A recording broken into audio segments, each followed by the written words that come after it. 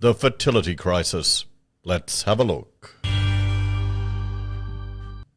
Hello everyone, Florian Heiser here and welcome to another episode of HeiseSays.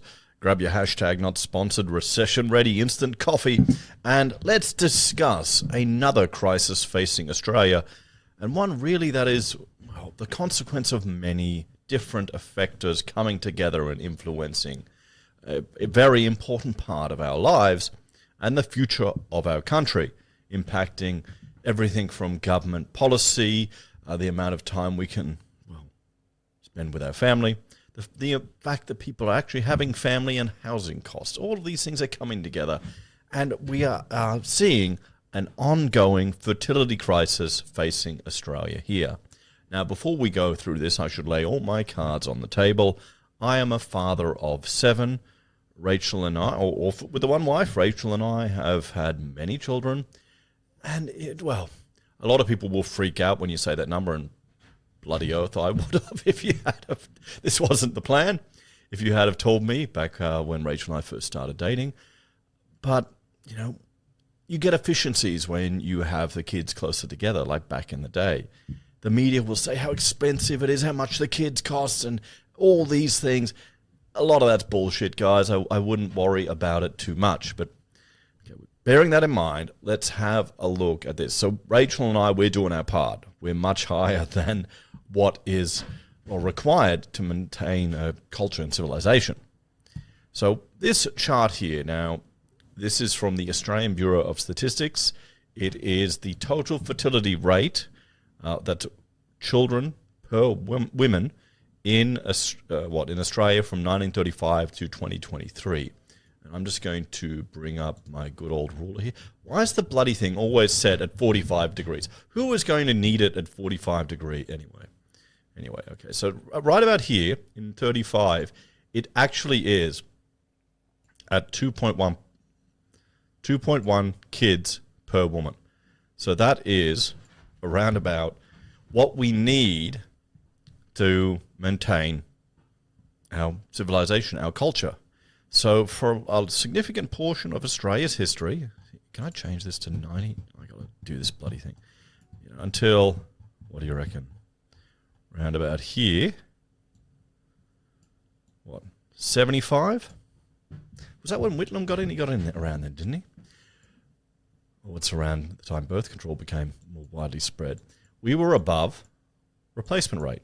Our population was growing naturally, healthily, at a healthy rate, and we were expanding. But since then, we have been below this replacement rate. So if we go here, we've been below. Now, depending on your data source, the 2008 GFC spike brought on by the baby bonus, and I remember talking to women in the architectural profession who were going, oh, well, I'm unemployed or can't get a job, might as well have a baby, to time things. There was a spike there. Some data shows it above 2.1, some shows it below.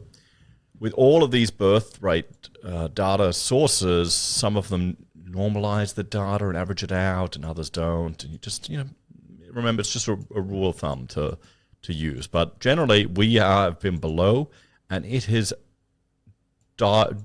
It dove down. Now, I suspected, you could see the videos, I thought we would have a COVID baby boom, a micro boom.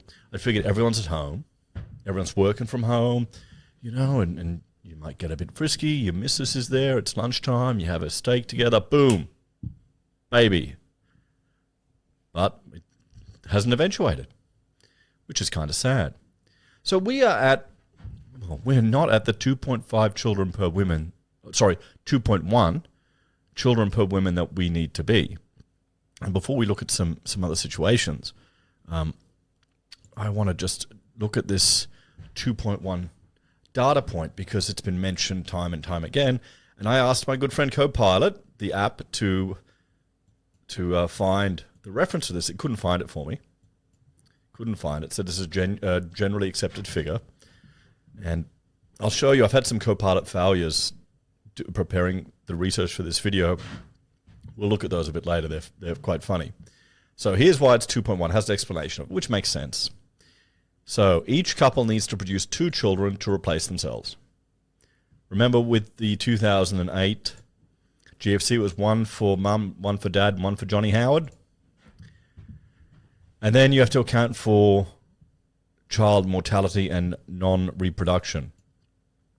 So not having all children survive into adults, that's the point 1. Infertility or by choice. Some people choose not to reproduce. And I think that's increasing, actually. In countries with low mortality and high healthcare standards, 2.1 is sufficient.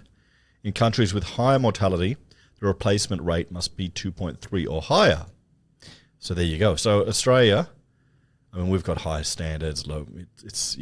A woman dying during childbirth in Australia makes the news. It's that rare, which is a good thing, particularly with the number of children we've had. And you can see the global variance.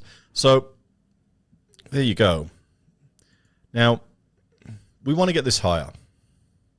You want a birth rate above 2.1 or at 2.1 to maintain your civilization, to maintain your population. You would actually want it higher to grow. You'd want to have a growing population, particularly in a country as large as Australia, with as many natural resources as Australia has. Now, what do you think our government would do, seeing this since the 70s? Since the 70s. And I mean, you can also argue this is now more and more women get to go and work in the workforce. We're at a point now where it's not a choice anymore. You have to. Both people have to work in a relationship just to live a life that would be equal to previous generations, but, you know, with less kids. But this is also impacting, well, I'd say a few things are impacting this. You've got women who are working. You've got couples who want to prepare their lives to be ready to have kids. I remember when Rachel told me she was pregnant with our eldest child, I was terrified because you're never ready to be a dad. A whole additional baggage of responsibility is put onto you. You're thinking all these, I think the first thing I swore and said, I need to get more work. I need to get more projects. I need more money coming in. Because ideally, at least for me, and it seems many people, you want to be established, you want to have the house, you want to be ready. But life doesn't work out like that. Life shouldn't. And it's okay because the kids grow with you. And it's just normal. So you want to get this higher because, well, for all the people who are advocating for reduced immigration to make housing more affordable is one thing. It's not going to happen when we're not at replacement rates in our natural population growth through to birth rates because, well, the politicians and political and bureaucratic class have a vested interest in ensuring the tax base is maintained at a particular level to ensure status quo is maintained. And I think the majority of people would argue for that. You want to have status quo. Australia is a nice, easy, relaxed country. That's what the majority want, guys. That's why we have, government mandated or independent body mandated buffers on the free market or the banking sector to ensure people don't borrow too much. Regulation upon regulation. It's why Australia is a nanny state. That's why Australia is the way it is. So they want the status quo. So you've got people calling for a reduced immigration. We saw the impact of the reduced immigration into Australia during the pandemic period and the impact on house prices. And, well, they're never going to tinker with that until we get this number up. So how have other countries tried to improve their birth rates? Because many countries have. Australia, we had the GFC, the little baby boom there. And you can see it went up. It went up ever so slightly. I remember I had a lecturer at uni and we were teasing him because he actually bought, what was it, a flat screen TV and a Nintendo Wii with the baby bonus money. That was the joke, that you get the baby bonus and you'd spend it on rubbish that isn't necessarily for the children. I think what they have now is where you get guaranteed maternity leave, even if it's paid at the minimum wage. It's better than nothing.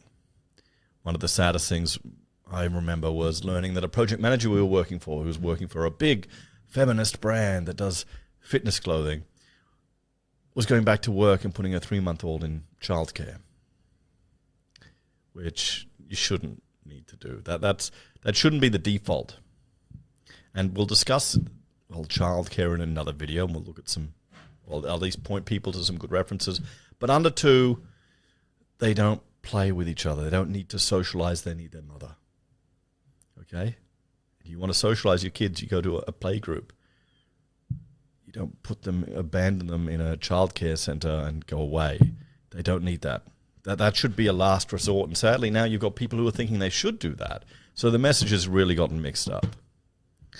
So a few countries have done it. Let's have a look at the Hungarian experience, because that's one of the big ones. So, launched in 2015, the program offers large cash grants and subsidized loans to families based on the number of children they have.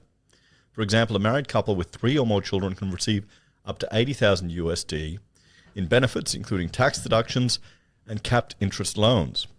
I mean, that's probably the most significant impact of having a large family, I've noticed, is the ability to borrow money from the banks. Because, of course, you've got so many kids, they think your cost of living is going to go through the roof. And so your borrowing capacity takes a dent. So income tax exemptions. Well, I like this one, and I'm completely biased here. Since 2020, women with 4 or more children are exempt from paying income tax for life. Okay, I think Australia needs to implement this policy and backdate it for the last 6 years. No reason why. Baby loans. Newlywed couples can apply for interest-free loans of up to $30,000, which are forgiven if they have 3 children within 10 years. Vehicle and housing subsidies. Families with 3 or more children are eligible for grants to buy minivans and matching grants for home purchases. I mean, there you go. And that's another cost. We've got a Kia, and I'm probably going to be upgrading to a larger car. I think the next one is the Toyota HeiseSays. I could probably start a side business driving people to and from the airport. Childcare and education support. Expansion of free or subsidized childcare, school meal programs, and textbooks for large families. We haven't really taken advantage of any of the childcare here in Australia. I remember when we had our eldest, we went through a childcare centre, and I just remember looking around and going, wow, this is so depressing. Why would I put her in here when I could keep her with us? We had our kids in the office, as in they were hanging around there. I would much rather the more innovative approaches like that are explored, where you have breastfeeding rooms in offices where maybe a company could hire a nanny to take care of the kids while the mothers are working, kind of in that transition period, one up. But, why would we think like that? So the results: mixed short-term uptick. They saw a modest increase in fertility in the years following these policies, particularly among married women in their late 20s and early 30s. So I'm wondering if it's women having a few other kids, which is not a bad thing. I mean, these are the people you want to have kids, stable families. You want stable families to have children. You want a mother and father to have children. So the kids have got the role models from both parents. And it's a 2-person job having kids, guys. Okay, it is a 2-person job. Despite the generous incentives, the fertility rate fell to a 10-year low in 2024, suggesting the policies may not be achieving long-term demographic change. So it looks like, the governments try these incentives, and you need a cultural shift. You really need a cultural shift to make it happen. And here's some of the criticism. Critics, and this seems to be one person, they were disproportionately benefited wealthier married heterosexual couples, including poorer families, immigrants, LGBT individuals. Isn't that the point? This is Hungarian. That has framed these policies as a way to preserve Christian and ethnic Hungarian identity. Well, isn't that what we want? You want to support the natives in their land? I thought that was the whole woke left agenda these days. But I guess it's wrong type, isn't it? But anyway, it's drawn criticism for being exclusionary and nationalistic. Well, depending on your ideological position, these are either the based outcome you're desiring or a criticism you have of the policy. But regardless, they haven't really worked, has it? They're at a 10-year low now. What about other governments that have tried these things? Let's have a look here at a few others. We've looked at Hungary. And let me just adjust this. We've got, France. So generous parental leave, subsidized childcare, family allowances and tax breaks. The fertility rate is stable around 1.9, the highest in Europe. Now, I wonder, you also need to look at the demographic breakup of France with the number of immigrants coming in from nations that have higher birth rates, if that's carrying through, or if the policies are actually working if you want to have wider population. But 1.9 is below replacement rate, guys. They're not having enough kids. And these are the references.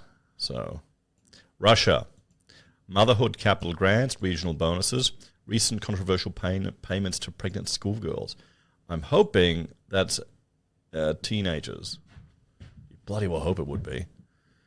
Because even that, but then again, I would argue for pro-life, and you do what you can to provide people who are in a situation that may be difficult. Fertility rates remain low, approximately 1.4. Demographic decline continues, so it's failed in Russia. Singapore, baby bonuses, paid parental leave, subsidized housing for families, matchmaking programs. The fertility rate remains among the lowest globally, 1.2. Japan, oh boy. Childcare expansion, parental leave reforms, financial incentives. The fertility rate remains low at 1.4. Aging population and work culture hinder progress. I remember when I went to Japan, and one of my friends from university who was from Japan and studied here in Australia went back, and the culture shock he encountered there going back to his home country. I think he'd been traveling too much. But yeah, there's a lot of problems in Japan. South Korea, cash incentives, the 4B movement, where the women are refusing to engage in any relationships, housing support, fertility clinics, education subsidies. I mean, here's the thing, you've got a push as well for people having kids later too. Because of all of the cost of living issues, buying a house, getting started, getting set up, you have to go to university now. They're having to pay for medical procedures when something should be free and should be reasonably easy to do. One thing that's, if I think back to our sex ed we had at school, we were not taught anything about hormonal cycles, hardly anything. The girls weren't taught how to track their own cycles, and these are things you think that would be taught to everyone. No, they'll hand out the pill and not really clarify about the side effects most of the time, will they? Fertility rate dropped to a global low of 1.1. Policies have had limited impact. So, Israel. Strong support for families, subsidized childcare, cultural emphasis on family. And I wonder if that's with the more traditional Jews in the country. The highest fertility rate among developed nations, 3 children per woman. Wow. There you go. Iran. Shift from family planning to pro-natalist messaging and financial incentives. The fertility rate has modestly increased to 2.2. So, of all the countries, and these ones here, these examples, you've got Israel and Iran, best buddies, obviously, that are above the 2.1 replacement rate. So as much as I would love Australia to adopt some of these policies, like a mother with 4 children never having to pay taxes, that'd be great. What about a dad with 8 kids never having to pay taxes? That'd be great too. I don't know if they would actually help increase our population growth. So I can't see how, unless we get back up to 2.1, I can't see how any of the people who are saying Australia needs to be, sustainable Australia, that party, or anyone calling for a reduction in immigration into the country, I can't see it happening. Because otherwise, it's going to go down and down. And the danger is you've got all these other countries that are desperately trying to do what they can to get people, to get their birth rates up. They're going to be competing for people. They're going to be competing for migrants to their countries, for people to come to their nations to address this fertility, this birth rate gap. I think what we need to look at is more traditional approaches and emphasizing the value and respect of motherhood as a viable career path. But that's you're fighting an uphill battle here, where every second article on news.com is pushing people to do bloody OnlyFans as a career. Yeah, we're kind of screwed. So this is a crisis. Hopefully, we'll find a solution. I'm not arguing that this is the end of mankind or civilization in its entirety. I think it's just going to have long-term policy impacts on, many countries around the world for the next 50 to 100 years. They're going to have to do something. They're going to have to attract people one way or another, either by making them themselves, encouraging people to have larger families, or by fighting for immigrants. So, what do you reckon, guys? How many kids have you had? And would you encourage it, people? I mean, honestly, I think we need to try something. We need to look at some of these other policies that have been done around the world and see how we can make it easier. I think we need to look at removing fringe benefit tax for certain support services businesses can provide for mothers, maybe childcare, maybe nannies. We need to look at providing opportunities for both parents to take time with their kids. We need to look at flexible working options. We need to honor the role of motherhood, how it's one of the most important jobs in the world. Everything else, I mean, come on. In the long run, what really matters? And hopefully we'll get there. But this is a long-term issue. So I thought we'd have a look at just some co-pilot failures for you all to have a bit of fun. So, I'm asking, find me this chart, find me that chart. This is the fertility rate from 1980 to 2025. And notice the spike here at 2008, and it's above 2. I thought, okay, that's good. We got close to replacement there. And then I said, okay, give me it from 1950 to 2025. Just find more data and extend the chart back. And it kind of did. And then I noticed, wait a minute, where's my 2.1 spike? What happened to that? That was meant to be in 2008, not down here. And what it had done, it had smoothed the data using synthetic data modeled after trends reported by these sources here. And then I wanted it, please give me the data with no smoothing, and this is what it gave me. So we're not at that birth rate. In the end, I just went straight to the ABS source to get their data, which is not showing me that 2008 spike above two children per woman, but it's more consistent overall. At least I know it's from one data source, and we can talk about that. So these are just the things to be aware when you're playing around with some of these AI models, using them to find sources for you. Always check everything. So let's finish up with a bit of a chat, hey? So there we have it, everyone. Another crisis facing Australia, one that we've been facing, since 1975. We're not at a replacement. We're not at replacement birth rates. Our fertility rate isn't high enough. People are not having enough children, or women are not having enough children. We're not having enough families. How can the government step in to address this? I'd like your suggestions, because frankly, I'm going to be biased. All of mine will be centered towards reducing taxes, particularly because of the time of year it is, guys. It's July. So what suggestions would you have? Anyway, Thanks for watching. Like, share, subscribe to the channel. I'll see you next time. Bye for now.